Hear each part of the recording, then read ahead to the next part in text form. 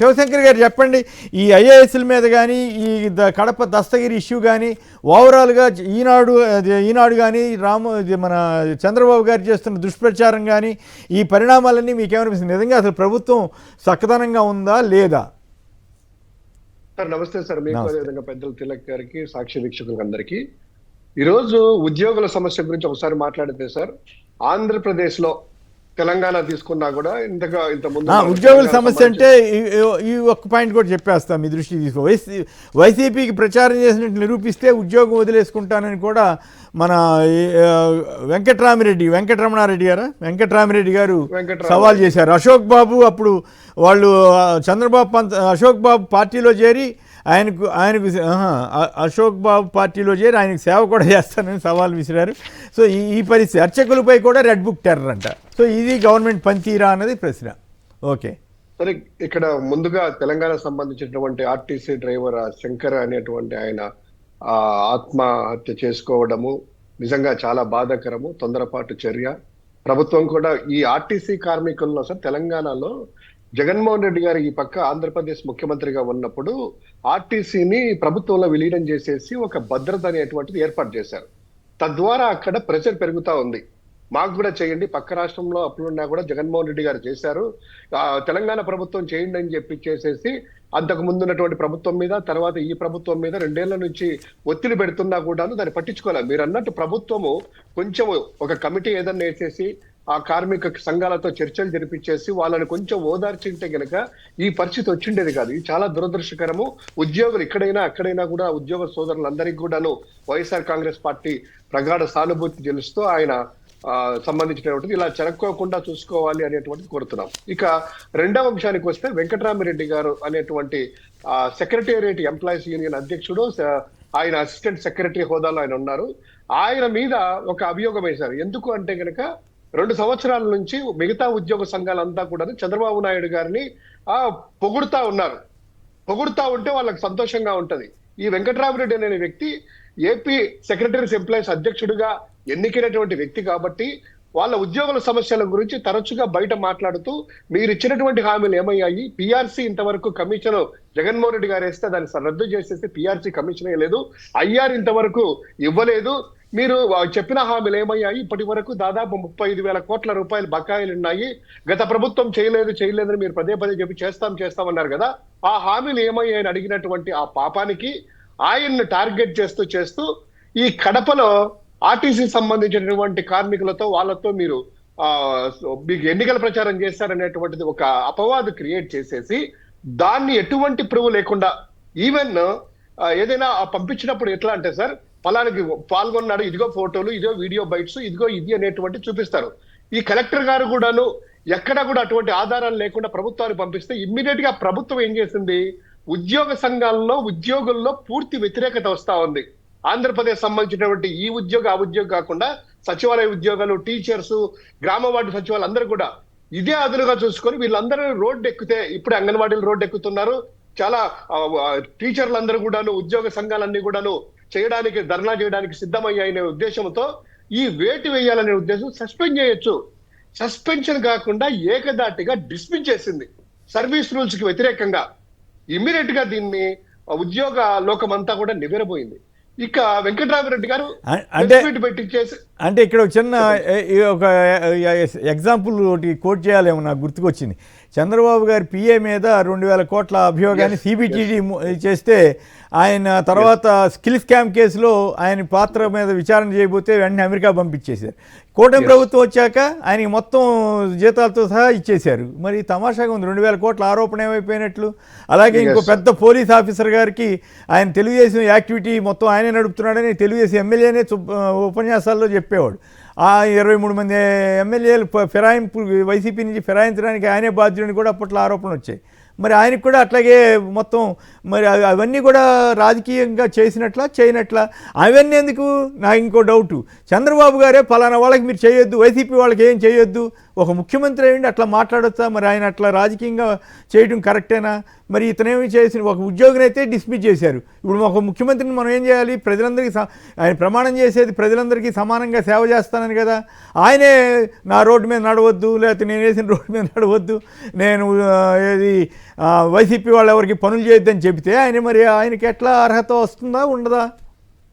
మీరు చెప్పినటువంటి ఈ రెండు అంశాలు సార్, పెండ్యాల శ్రీనివాస్ అనేటువంటి చంద్రబాబు నాయుడు గారి పిఏ సాక్షాత్తు కేంద్ర ప్రభుత్వం సంబంధించినటువంటి కమర్షియల్ ట్యాక్స్ డిపార్ట్మెంట్ జిఎస్టీ వాళ్ళే 2,000 కోట్ల రూపాయలు ఇతని ద్వారా ట్రాన్సాక్షన్ జరిగాయి అంటే ఆ రోజు ప్రభుత్వం ఎంక్వైరీ చేస్తే ప్రభుత్వం సర్వీస్ రూల్స్ కి ఏదైనా కూడాను ఒక ఉద్యోగి బయట దేశాలకు వెళ్ళాలంటే కనుక అనుమతి పొందాలి, అది మ్యాండేటరీ. ఆ సర్వీస్ రూల్ ని పాటించకపోతే ఇమ్మీడియట్ గా డిస్మిస్ చేసేటువంటి అధికారం ప్రభుత్వానికి ఉంది. సో అటువంటి సర్వీస్ రూల్స్ ని వైలేట్ చేస్తూ చంద్రబాబు నాయుడు గారి పిఏ శ్రీనివాస్ బయటికి వెళ్ళిపోతే, పరారైతే ఆ వ్యక్తి ప్రభుత్వం వచ్చిన తర్వాత అతని సర్వీస్లోకి జాయిన్ చేసుకున్నారు. అతన్ని సస్పెండ్ చేయాలి, డిస్మిస్ చేయాలి. ఇక రెండవది సార్, సిమిలర్ కేసు తీసుకున్నాం. పివి సునీల్ గారంట విదేశాలకు వెళ్తూ ఒక దేశానికి వెళ్తున్నా అని చెప్పి అక్కడ వాళ్ళ పర్మిషన్ తీసుకొని అక్కడికి వెళ్ళిన తర్వాత ఇంకో దేశానికి వెళ్ళాడట. దాంతో ఆయన సస్పెండ్ చేశారు కదా. మరి ఇదే వ్యక్తి పిఎల్ శ్రీనివాస్, పెండ్యాల శ్రీనివాస్ గారిని ఎందుకు మీరు సర్వీస్ లో జాయిన్ చేసి అందలం ఎక్కించుకొని ప్రాముఖ్యత కలిగినటువంటి పోస్టులు ఎందుకు పెట్టారు? సర్వీస్ రూల్స్ అనేటువంటిది ఆ తెలుగుదేశం పార్టీ వాళ్ళకి చంద్రబాబు విచక్షణారహితంగా ఉంటాయి అనేటువంటిది ఎక్కడ సర్వీస్ రూల్స్ లో లేవే. ఇక రెండవది, ఇదే మీరు చెప్తున్నటువంటి ఏపీ ఉద్యోగుల సంఘం అధ్యక్షుడిగా ఉన్నటువంటి అశోక్ బాబు గారు ప్రభుత్వ ఉద్యోగిగా ఉంటూ మీతో పాటు కర్ణాటకకు వచ్చేసేసి మోదీ గారికి వ్యతిరేకంగా బీజేపీని ఓడగొట్టండి, మోదీ వ్యతిరేకంగా అనేటువంటిది సాక్షాత్తు టీవీ బైట్స్ గూగుల్లో కూడా ఈ రోజు సెర్చ్ చేసినా కూడా ఉన్నాయి. అది సర్వీస్ రూల్స్ వైలేట్ చేసినట్టు కాదా? అంటే ఎన్నికలలో ప్రత్యక్షంగా పాల్గొన్నటువంటి అశోక్ బాబు గారికి మీరు ఎమ్మెల్సీ ప్రమోట్ చేస్తారు, ఇక్కడ ఏ ఆధారం లేకుండా ఎటువంటి మీరు కనీసటువంటి చూపించుకోకుండా ఆధారాలు కూడాను ఏకంగా వెంకటరామరెడ్డి డిస్మిస్ చేస్తారు. ఇది మీకున్నటువంటి ధరమైన. ఇంకొకటి, సాక్షాత్తు ముఖ్యమంత్రిగా మీరు నేనేసే రోడ్డు మీద నడవకండి, నేను ఇస్తున్నాను మా వాళ్ళకు చూసుకోండి అని కలెక్టర్ కాన్ఫరెన్స్ లో మీరు చెప్తే, మీ మంత్రిగా ఉన్నటువంటి అచ్చెన్నాయుడు గారు పచ్చబిల్ల తీసుకొని వస్తే పనులు చేయండి ఇమ్మీడియట్ గా, పచ్చబిల్ల తీసుకొని వచ్చేటువంటి సర్వీస్ రూల్స్ కి వ్యతిరేకంగా ఉద్యోగులందరినీ కూడాను ఎంకరేజ్ చేస్తూ మీరున్నారు కదా. ఒక ఓత్ చేసి రాజ్యాంగం మీద ప్రమాణం చేసేసి ఎటువంటి వైషమ్యాలు లేకుండా చేస్తున్నటువంటి మీరు మంత్రులు, మీరు ముఖ్యమంత్రిగా మీరు సర్వీస్ రూల్స్ వైలేట్ చేస్తున్నారు కదా, మిమ్మల్ని డిస్మిస్ చేయాలి కదా, పదవిని ఇమ్మీడియట్ గా సస్పెండ్ చేయాలి కదా. ఇది ఇక్కడ జరుగుతున్నటువంటిది. ఇక రెండవ అంశానికి వస్తే సార్, కడపలో పెద్ద దస్తగిరి అనేటువంటి ఆ యొక్క హత్య సంబంధించినటువంటిది 2 వర్గాల మధ్య గంజాయి తాగి తిరునాళ్ళల్లో ఒకరికొకరు చేసుకొని, ఈ ప్రభుత్వం వచ్చిన తర్వాత గంజాయి విచ్చలవిడిగా, ఆల్కహాల్ అనేటువంటిది మందు అనేది లిక్కర్ అన్లిమిటెడ్ గా టైమింగ్స్ లేకుండా లిక్కర్ షాపులు, బెల్ట్ షాపులు బయట రోడ్డు మీద విచ్చలవిడిగా అమ్మడం వల్ల ఈ రాష్ట్రంలో నేరాల సంఖ్య పెరగడమే కాకుండా కడపలో కూడాను ఆ యొక్క పెద్ద దస్తగిరి రస్తలో వాళ్ళిద్దరు 2 వర్గాలు ఇలా చేసుకున్నాయి ఆ పిల్లలంతా కూడా అని చెప్పిచ్చేసేసి, అది ప్రాథమికంగా పోలీసులు ఫస్ట్ లో చెప్పారు. తర్వాత నిన్న సాక్షాత్ పెద్ద దస్తగిరి భార్య వచ్చి వాళ్ళ తమ్ముడు వచ్చేసేసి మీడియా ముఖంగా ఇది నిత్యానందరెడ్డి గారికి కానీ వైఎస్ఆర్ కాంగ్రెస్ పార్టీ కానీ సంబంధం లేదు, మేమే అక్కడికి వెళ్ళేసి తిరునాళ్ళ గొడవ జరిగితే వాళ్ళు మాట వేసేసి వాళ్ళు చెట్లదాటులు ఉండేసేసి మా భర్తను చంపించారు, ఇది ఎటువంటి లేదు, మా ఇంట్లోకి వచ్చి సెర్చ్ చేసేసి ఆ పత్రాలు కూడాను ఆ డాక్యుమెంట్లు కూడా 100 కోట్లు అనేటువంటి సృష్టించారు, అటువంటి అన్ని కూడా అబద్ధాలు కట్టుకథలు అని మీడియా సాక్షిగా నోరెత్తుకొని ఆవిడ ఆడకూతురు వచ్చి మాట్లాడితే, ఈ తెల్లో పత్రిక ఈ రోజు కూడా అదే కుట్రలు రాస్తుంది కదా. వాళ్ళ ఒక హతుడు భార్య ఇమ్మీడియట్ గా ఇలా స్టేట్మెంట్ ఇస్తే ఎక్కడైనా కూడాను ఇదే ఈనాడు కిరణ్ పత్రిక గాని ఆంధ్రజ్యోతి పత్రిక గాని ఒక్క అక్షరమైనా రాశారా?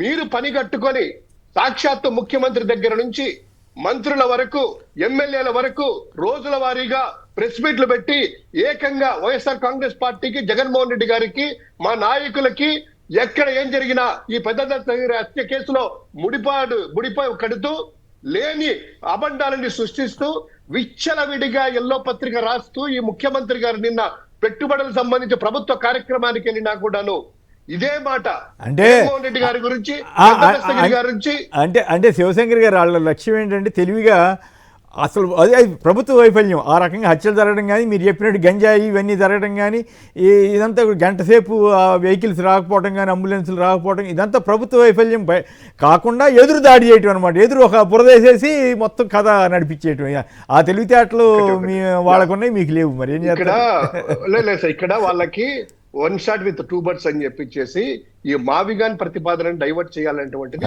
దృఢ సంకల్పం ఉంది. కేబినెట్ లో గానీ, పార్టీ ఇంటర్నల్ గా గానీ, చంద్రబాబు నాయుడు గారు కానీ, అధికారుల మధ్యలో గానీ మావిగన్ అనేటువంటి మాట వస్తే వాళ్ళు సహించలేని పరిస్థితిలో ఉన్నారు. ప్రజల్లోకి వెళ్లకుండా ఒక డైవర్ట్ చేయాలి. రెండవది, హత్యా రాజకీయాలు అనేటువంటిది వైఎస్ఆర్ కాంగ్రెస్ పార్టీకి, జగన్మోహన్ రెడ్డి గారికి రుద్ది ఇదే ఎన్నికల నినాదంగా ఒక ట్రై చేశారు సార్. హిందూ వ్యతిరేక ముద్ర వేయాలనుకున్నారు, టీటీడీ లడ్డు వాడుకున్నారు, వెంకటేశ్వర స్వామి అడుకున్నారు, తిప్పి వాళ్ళ ముఖానికి కొట్టే లోపల, చెంప చెల్లుమనే లోపల దాని గురించి స్లోగా పెట్టి, ఇక రెండవది హత్య రాజకీయాలు, జగన్మోహన్ రెడ్డి గారి క్యారెక్టర్ అసాసినేట్ చేయడానికి పదే పదే పదే. ఏం సార్ ఇన్ని సమస్యలు ఉన్నాయి కదా, ఈనాడు పత్రిక ఆంధ్రజ్యోతి ప్రముఖంగా ఇస్తుంది కదా, ఒక్క సమస్య అయినా వేశారా? ఒక ప్రజా సమస్య వేశారా? అబద్ధాలు వండి వాడిస్తున్నారు కదా. నిజంగా మీరు జర్నలిజం అయితే నిన్న ఆమె మాట్లాడింది కదా, దస్తగిరి గారి భార్య, ఒక వార్తాపత్రిక అయితే మీది, లేదా చంద్రబాబు నాయుడు బాకాని ఒప్పుకోండి. ఒక వార్త రాయడానికి మీకు పెన్ను కదలలేదా? లేదా కీబోర్డు కదలలేదా? లేదా నోట మాట యాంకర్లకు రాలేదా? ఇదేనా మీరు చేసే జర్నలిజం? బ్రోకరిజం అనరా దీన్ని? జర్నలిజం అంటారా? రైట్. నిజంగా ఏం జరుగుతుంది సార్ ఈ రాష్ట్రంలో?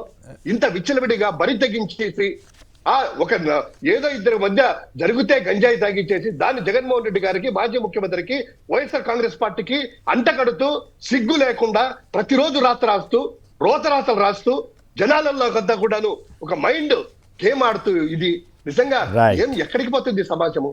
ఒక ముఖ్యమంత్రిగా 40 ఏళ్ళు ఇండస్ట్రీ అంటున్నారు కదా, కనీసం అనేటువంటి విచక్షణ లేకుండా నిన్న ప్రభుత్వ కార్యక్రమంలో కూడాను ఇదేనా ఇదేనా ఇదేనా? రైట్. ఎక్కడికి ఇది? Okay, right. తెలుగు గారు మీరు చెప్పండి. హైకోర్టులో ఐఏఎస్ల మీద చాలా తీవ్రమైన వ్యాఖ్యలు చేశారు. అహ్మద్ గారు అన్న ఆయన మీద కూడా గట్టిగా మాట్లాడారని వార్తలు వచ్చాయి. మరి ఇదంతా కూడా చంద్రబాబు గతంలో ఎక్కడైనా ఒక కామెంట్ రాగానే ఇంకేముంది ప్రభుత్వ వైఫల్యం, జగన్ గారు అది ఇదని ఇట్టేవాళ్ళు కదా. ఇప్పుడు మరి ఎవరి వైఫల్యం అవుతుంది? ఇప్పుడు హనీ ట్రాప్ జరిగింది అనంతపురంలో, అది ప్రభుత్వ వైఫల్యం కిందే వస్తుంది కదా. అలాగే రేపల్లో ఒక ఆయన ఎవరో సబ్ జైల్లో ఖైదీ పారిపోవడానికి సహకరించినట్లుగా వార్త వచ్చింది. లేదా సహకరించడం, లేకపోతే ఇంకేదో ఆసుపత్రికి తీసుకెళ్ళటం. మరి ఇవన్నీ ప్రభుత్వ వైఫల్యాలు కాదా? వీటన్నింటినీ జగన్ గారికి రుద్దటం ఏంటి? నాకు అర్థం కాలేదు. నువ్వు కేసీఆర్ ఒక మాట చెప్తాను, ఇది ఒక మాటలో తేల్చేది కాదు, ఒక నిమిషంలో తేల్చేది కాదు. నేను ఓవరాల్ గా చెప్తాను. రాష్ట్రంలో అధికార యంత్రాంగం రాజకీయ పార్టీ, అధికార పార్టీతో కలిసి ప్రయాణం చేయడం వలన జరుగుతున్న నష్టం ఇది. ఎలా అంటే, అహ్మద్ బాబు అనే ఐఏఎస్ అధికారి నిన్న హైకోర్టులో మందలింపుకు గురయ్యారు, అభిశంసనకు గురయ్యారు. ఆయన చంద్రబాబు నాయుడు గారికి సన్నిహితంగా ఉండే మనిషి, ఇప్పుడు కాదు 15 ఏళ్ళ నుంచి. అసలు ఐఏఎస్ అధికారుల్లో గ్రూపులు తయారయ్యాయి.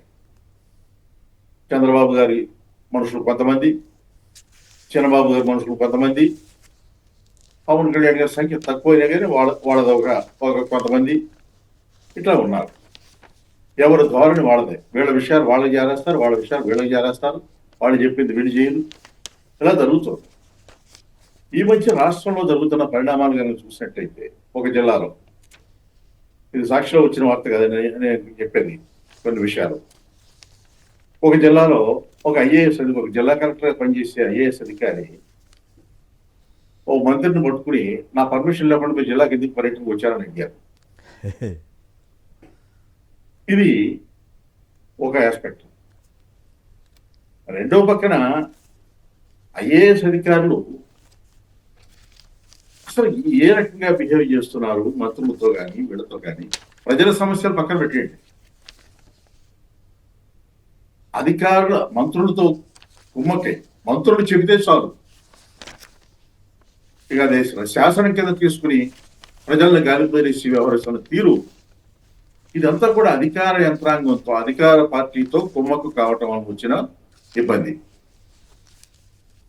దీన్ని తీవ్రంగా పరిగణించి చర్యలు తీసుకోకపోతే ఈ నష్టం ఇక్కడతో ఆగదు. ఇది ఇక మరింత దూరం వెళుతుంది. ఇది ఎంతవరకు వెళ్ళిందంటే, ఇప్పుడు అక్కడ హత్య రాజకీయాలు దీనికి కూడా సంబంధం ఉంది, అది కూడా చెప్తా మీకు. ఇప్పుడు ఏదో ఒక కేసులో ఐఏఎస్ అధికారులు, ఐపీఎస్ అధికారులు తప్పు చేశారంటే ఒక అర్థం ఉంది.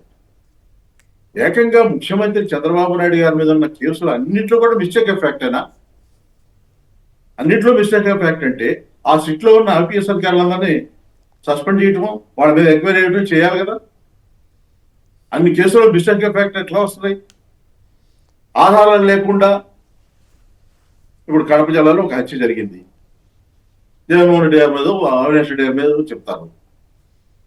ఇంతకు ముందు జరిగింది కూడా ఒకటి గుర్తుపెట్టుకోవాలి. చిత్తూరులో మేయర్ గారు వాళ్ళ ఛాంబర్లోనే మేయర్ గారిని భర్తని హత్య చేస్తే నిమిషాల్లో విజయవాడలో ప్రెస్ మీట్ పెట్టించి తెలుగుదేశం పార్టీ వారు ఇది జగన్మోహన్ రెడ్డి గారు చేసిన హత్య అని చెప్పి, చేయించిన హత్య అని చెప్పి ఆరోపణ చేశారు. ఆ తర్వాత ఏం తెలియదు, వాళ్ళే తెలుగుదేశం పార్టీ వాళ్ళు చంపుకున్నారని తెలియదు. అంటే బురద చల్లడం అనేది చాలా స్పీడ్గా చేస్తారు. అది కూడా ఎలా కంటిన్యూస్ గా ఒక రోజుతో ఆపరు. అందువల్ల ఇది ఇందుకు చాలా ఉదాహరణలు ఉన్నాయి. ఇప్పుడు సంజయ్ రాణి గారితో మాడిచ్చారు. ఆవిడ మాట్లాడే ముందు కొంచెం ఆలోచించుకోవాలి కదా. ఆవిడ పిఏ గురించి వచ్చిన ఆరోపణల మీద ఆవిడ ఏమి రెస్పాండ్ అయ్యారు? వాటి సమాధానం చెప్పరు. ఆరోపణలకి కేసులు చేయకుండా, అరెస్ట్ చేయకుండా మళ్ళీ ఫిర్యాదు ఇచ్చిన వాళ్ళని మీద కేసు పెట్టి అరెస్ట్ చేస్తారు. పరిస్థితి అట్లా. నేను ఇంకో మాట కూడా చెప్తాను. హత్యా రాజకీయాలు జగన్మోహన్ రెడ్డి గారి గురించి మాట్లాడేప్పుడు సరే చాలా ఉదాహరణ చెప్పుకొస్తున్నారు. వాటన్నింటి కూడా నేను మళ్ళీ ప్రస్తావించకుండా ఒక మాట చెప్తాను. అసలు ఈ ప్రభుత్వంలో, ఈ కూటమి ప్రభుత్వంలోని 86% మంది ఎమ్మెల్యేలు కానీ, మంత్రులు కానీ క్రిమినల్ కేసులో ఉన్న నేర చరిత్ర ఉంది అని చెప్పేసి ఏడీఆర్ రిపోర్ట్ ఇస్తే ఇంకా హత్యా రాజకీయాల గురించి మీరు వేరే వాళ్ళ మీద మాట్లాడటం ఏంటి? ఈ ప్రభుత్వం 86% మంది క్రిమినల్ కేసులు ఉన్నాయని చెబుతుంది. ఈ ప్రభుత్వంలో ఎమ్మెల్యేలు కానీ, మంత్రులు గారి మీద ఇవి వేరే వాళ్ళ మీద హత్యా రాజకీయాలు, క్రిమినల్ చర్యలు అని చెప్పేసి ఆరోపణ చేయటం ఏంటి? ఒక ఐఏఎస్ ఆఫీసర్ గారు బాపట్ల జిల్లా అనుకుంటారు, మీసం మెలేస్తున్నారని అధికారులు అక్కడ సిబ్బంది అడ్డదిరుగుతున్నారు. మీసం మెలేసి మరీ అసభ్యంగా మాడుతున్నారు. అంటే ఇదంతా ఎక్కడి నుంచి వస్తుంది? పైన వ్యక్తి భుజాల మీద చేతులు వేసి ఐఏఎస్ల మీద కంట్రోల్ లేకుండా మీ సొంత పనులు చేయించుకుంటూ, మీ స్వార్థం కోసం కొన్ని పనులు చేయించుకుంటూ ఐఏఎస్ల మీద భుజాల మీద చేతులు వేయడం వల్ల వచ్చే పరిస్థితి ఇది. ఐఏఎస్ల మీసాలు మెరేటువంటి మంత్రులు నువ్వు నాకు చెప్పకుండా జలా రావడం ఏంటి? అందువల్ల కంట్రోల్ తప్పింది అధికార యంత్రాంగం మీద. అది చాలా స్పష్టంగా ఉంది. రోజు రోజుకి ఒక్కొక్క ఇన్సిడెంట్ బయటకు వస్తున్నాయి. వీటన్నింటినీ పక్కకి తోసేసి ప్రతిపక్ష నాయకుడి మీద తోసేయాలి. హత్యలు జరిగినా జగన్మోహన్ రెడ్డి, అధికార యంత్రాంగం పట్టు తప్పినా జగన్మోహన్ రెడ్డి, పరిపాలన సరిగా లేదన్నా జగన్మోహన్ రెడ్డి, పథకాలు అమలు జరగలేదన్నా జగన్మోహన్ రెడ్డి, హామీలు అమలు చేయలేదన్నా జగన్మోహన్ రెడ్డి. ఇది సాంప్రదాయం అయిపోయింది. ఇది మీడియా ఎందుకు చేస్తుంది? ఈనాడు జ్యోతి వాళ్ళ బెనిఫిట్ ఆడుకుంది. ఈనాడు వాడు పక్కాగా కాంట్రాక్టులు, వాళ్ళ బంధువులకి వాళ్ళకి కాంట్రాక్టులు, వాళ్ళకేమో మార్గదర్శక కేసు, వాళ్ళు చంద్రబాబు నాయుడు గారేమో మిస్టేక్ ఎఫెక్ట్ కేసులు తీసేసుకుంటారు, ఆయన మీద కేసులు. మార్గదర్శి వాళ్ళేమో రామోజీరావు చనిపోయారు కదా, ఆయన చేసిన తప్పులకు మాకు ఎట్లా బాధ్యత కోర్టులో చెబుతారు. వీళ్ళు నేరాల గురించి మాట్లాడతారు. ఇంతకంటే విచిత్రం ఏమైనా ఉంటుందండి ఈ రాష్ట్రంలో? రైట్. రాజ్యాంగం ఒకటి అమలు అవుతుంది కాదు, ప్రభుత్వ వైఫల్యం కింద తీసుకోవాలి కదా. ఈ హత్యలు జరిగినా లేకపోతే ఇంకోటి జరిగినా అవన్నీ వేరే ప్రత్యర్థి పార్టీకి పులవటం ఏంటి? పులిపితే అయిపోద్దా? వాళ్ళ ఫెయిల్యూర్ కదా. మరి గతంలో ఎక్కడేం జరిగిన ఐఏఎస్లు మీద విమర్శలు వస్తున్నాయంటే జగన్ గారి కారణం అని ప్రచారం చేసిన వాళ్ళు ఇప్పుడు వాళ్ళ కారణం కింద లెక్క రారా? అదే నాకు ఆశ్చర్యం. అది ఏదైనా మీరు అన్నట్టు డబాయించే వాళ్ళదే రాజ్యం అన్నట్టుగా అయిపోయింది. తప్పు అయితే ఇద్దరిది తప్పు అవ్వాలి, తప్పు కాకపోతే ఇద్దరిది తప్పు కాకుండా ఉండాలి కదా. అధికార యంత్రాంగం ఫెయిల్యూర్ ఉందని దానికి కారణం అధికార పార్టీ వాళ్ళు కుమ్మక్క కావటం.